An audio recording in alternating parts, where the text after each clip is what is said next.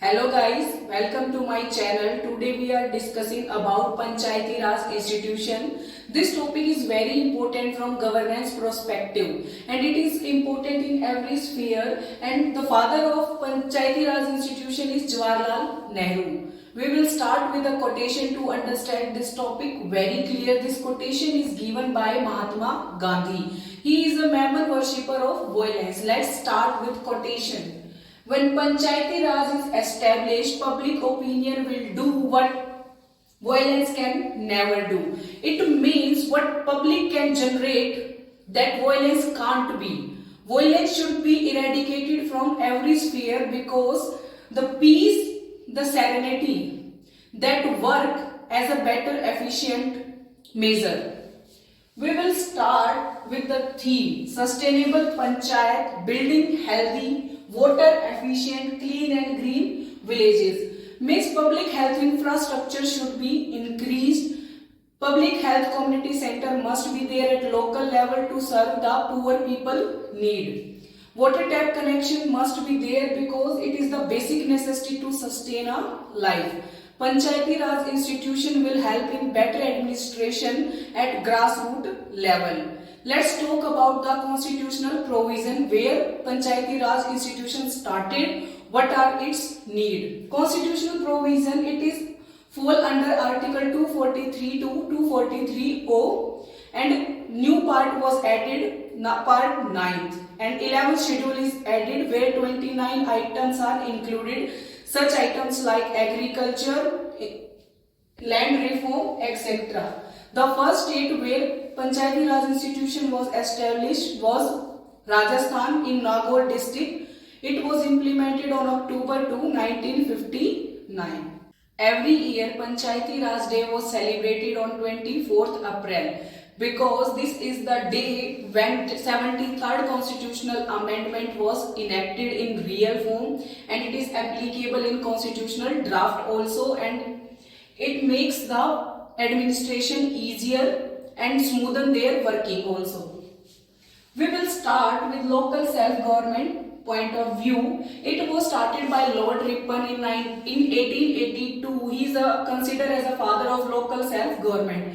It is the necessity because government at center level, state level, they will work in their own sphere and they won't be working in local level.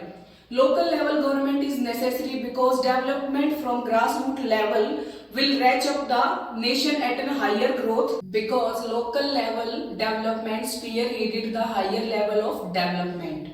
We will be discussing about the level of local self-government.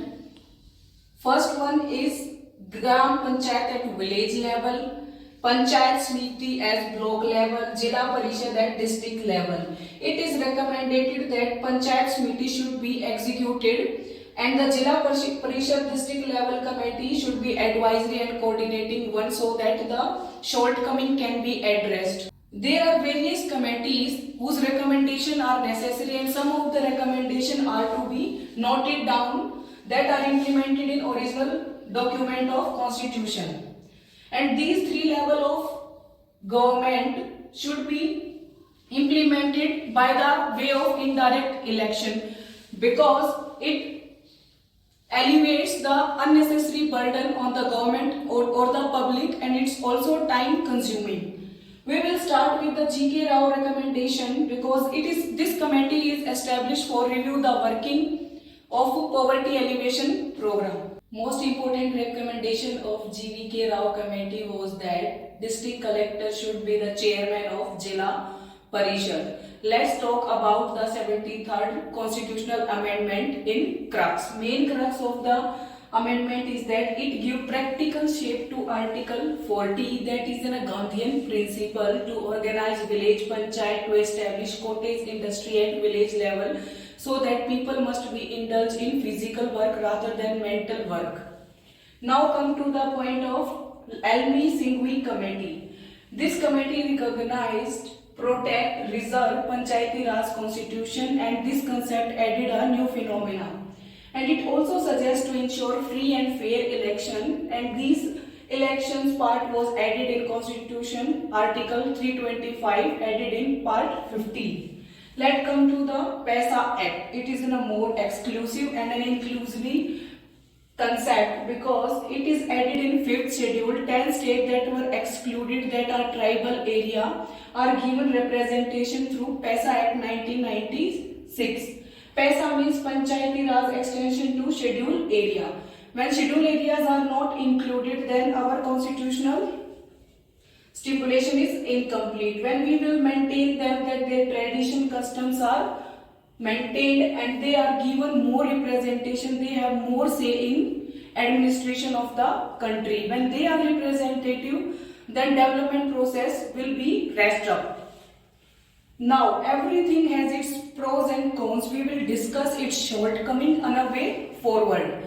We will delineate in detail that lack of adequate devolution. 3F. Fund is there. If finance is there, then functioning will automatically be improved. If functioning is improved, no shortcoming will be addressed. Second one is excessive control of bureaucracy. Visiting multiple times to the building block, that exhaust, that make fatigue the people and they will fed up from the work. Third one is overwhelming dependence on government funding. They are dependent on government funding, what are allocated and what amount should be given in real sense. Fourth is poor infrastructure. Less than 25% of the buildings have not infrastructure and they are lagging behind in this. Now come to the way forward. Judicial tribunals should be set up to address the grievances related to election disputes. Now second one is Nyaya Panchayat should be established so that the local or petty issues should be resolved at that immediate level. Easy availability of fund must be there so that the development work can't be restrained and it will be patch up at their rapid pace.